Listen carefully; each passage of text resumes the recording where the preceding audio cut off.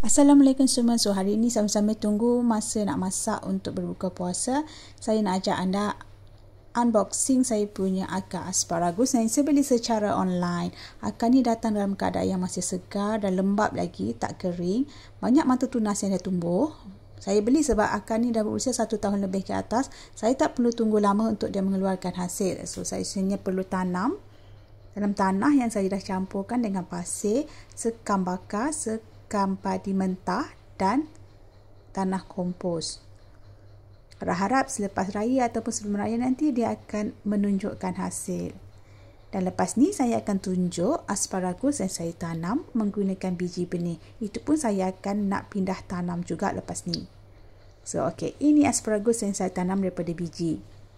Kita akan pindah tanam. Ini berusia 2 minggu. Sangat kecil. So dia akan ambil masa yang sangat lama untuk besar macam akar yang saya tanam tadi itu. Orang cakap asparagus ni kalau sekali tanam dia boleh harvest sampai 20 tahun.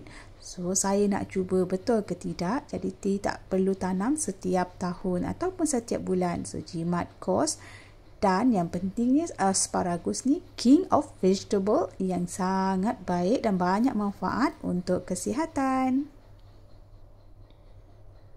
Ada satu yang besar ni dia berusia 3 bulan.